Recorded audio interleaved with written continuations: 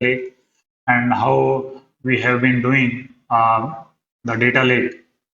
I think traditionally, and how this term came recently. I mean, in the era of big data and data, cloud data management. So, any organization, has stored their data traditionally in the their local databases, and then data warehouse, and then data lake comes into picture whenever we have different types of data. So it's a if we want to define the data lake is kind of so data lake is is a centralized repository for any organization to store the structured or and also the semi-structured or unstructured data nowadays. Earlier, when we used the data warehouse, then there was a kind of structured data, but nowadays structured, unstructured data or and semi-structured data, and they could go onto any scale because we are generating thousands of terabytes of data on daily basis, right? So in those scenarios, data lake is necessary, and so data is in data lake. The data is going to be stored as is, without having structuring the data, as unlike we used to do in database and data warehousing. And so the data is going to be stored as is in data lake, and then the different processing on the data is going to happen right from the SQL querying or dashboard reporting and all. Okay, so there are different stages of data lake. So data ingestion, the data ingestion from various sources is going to happen. Then the data is getting stored, and the process. Then data is maybe probably the modified or according to the requirement, and then data exploration and visualization is going to happen. So traditionally, there was an ETL or ELT, ELT pipeline we used to do for exploration and visualization of the data. And nowadays, machine learning and ad hoc analytics is there to explore the data basically. So let's understand how the data lake looks like in earlier time on premises when the native native infrastructure was there for particular organization, and then nowadays when data is moved to the cloud. So let's try to understand. So this is a typical the cloud, not cloud data lake. And now let's look at the on-premises data lake. So in on-premises data lake, the data storage and the computation units were in silos actually. So different units were there to process the data. Okay, there was not a kind of centralized location. So then the things moved to the data warehouse. Then so they have started to build a data warehouse, and within data warehouse there were data maps specific to the department of a particular or line of business. Let's say we have a sales, purchase, and inventory. Those kind of line of business are there, and then respective data maps, and then on top of that data warehousing was built. Okay, so this picture looks is kind of on premises data lake, the traditional data lake. Okay, so then the things moved, and cloud data lake comes into picture. So the data is getting stored from various feeds, whether it could be a structured feed or a semi-structured or unstructured feed. Then data is moved into a centralized location, which is called data repository or any place into the cloud, and then there would be different engines, right? Data processing engines were built on top of that to process the data, like Spark engine, Spark cluster built on, and SQL engine, various SQL engines, NoSQL or structured SQL engine. Okay, then there are machine learning. So data could be exploratory data analysis would be done, and then model data models getting created, and then the predictive analysis of those data is happening as part of machine learning, and probably the deep learning, various images getting stored, and probably the videos, and sounds and videos are, and then the deep learning models would be run, and then there will be a recommendation system is getting generated nowadays as part of artificial intelligence. So this is the whole picture of cloud data lake, what is happening where. Okay, and if you would like to see the whole picture of a data lake as of today, is the different various data sources and various cloud. So let's start from one by one. So from traditionally, the CSV, comma separated files, and the JSON files, which is portable structure, and the XML, and then Avro and the Parquet files, and then maybe flat file. So this is the file system, one of the kind of feed we get from in a data lake or in a data warehouse. And then there are clouds, sources. So every cloud has their own different way of storing the data lake. Like in AWS, we have a S3 simple storage service, and in Azure we have Azure Data Lake Storage, ADLS, okay, and in GCP, Google Cloud Platform, storage.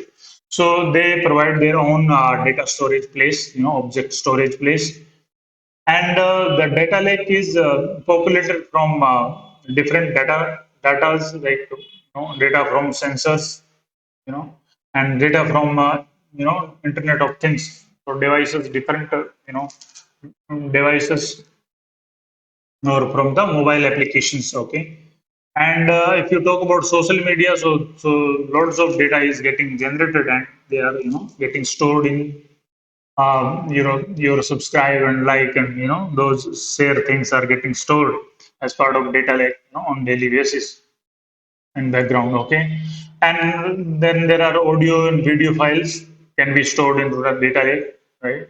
So data is kind of at a single place, at a centralized place. So it's unlikely, it's different from earlier time, when data would be placed in silos for a particular organization, and it was very difficult to integrate and take the insight uh, from the data. And then there are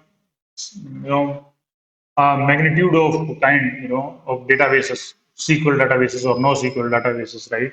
So this is the kind of whole structure of data lakes, right? So let's understand some important features of why we need data lake basically. So what is data lake? We understood. I mean, what are the stages of the data lake? Data lake. How it is, a part of larger data pipeline, in a particular organization. And then we are going to understand why data lake is necessary, and what are the challenges going ahead. So the lower cost of storage. So this is very significant actually. So when we talk about on-premises storage, right? So first we arrange the hardware, and then top of that there is a software. So and if you don't need a particular data, then also the respective cost is going to be constant on top of that, and then there will be upgradation of software and hardware things on timely basis. So that was their huge structure piece. Whole revenue amount is going to go into the maintenance and the storage of the data as part of traditional on-premises data storage. Now we have a data lake, and which is mostly residing into the cloud base. So pay as you use, pay as we use. So this is the model we are offered, or any client or any customer is getting offered from a respective or cloud services. So if it and the elimination of data silos. So I was talking about earlier. So data silos, data was spread across the different units, and it was very difficult to integrate the data, and and the data governance within the departments, among the departments and between the departments was very difficult, and the data security wasn't at stake, okay, in those scenarios. So the data lakes, eliminates this data silos structure. So every kind of data is getting stored in a single and single place of truth. We call it as a single place of truth. So every data and single place of storage is going to be provided as part of cloud.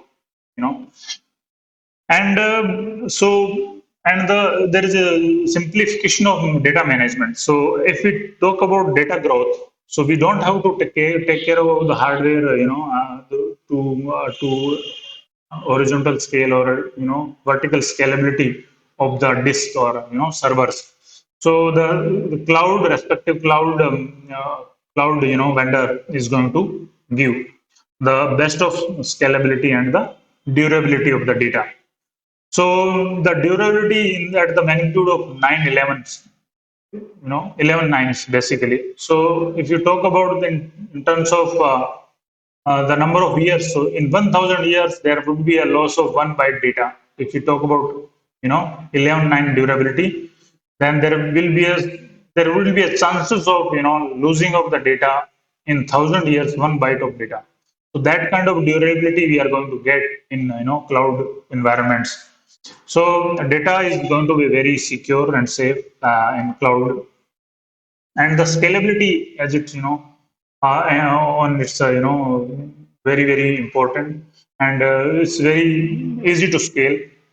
Okay, and the data movement is going to be very very easy because so the single place of storage and the data movement between on premises and the respective cloud and among the clouds. So most of our applications are going to store at particular cloud, and the cloud native application, the data is going to be moved within the particular VPN or under the network of particular cloud management system.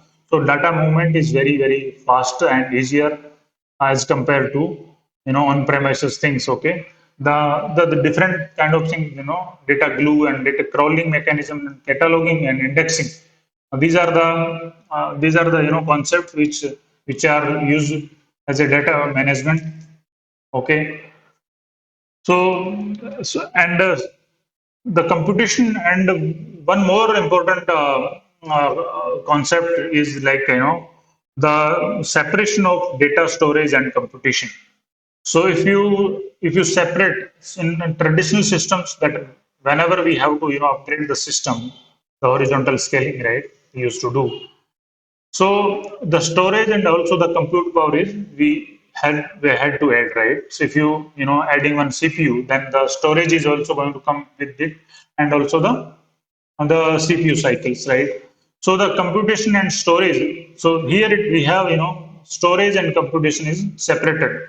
So it is very flexible system. We can add the disk as max as possible without increasing the CPU. So the separation is very very flexible in terms of data management.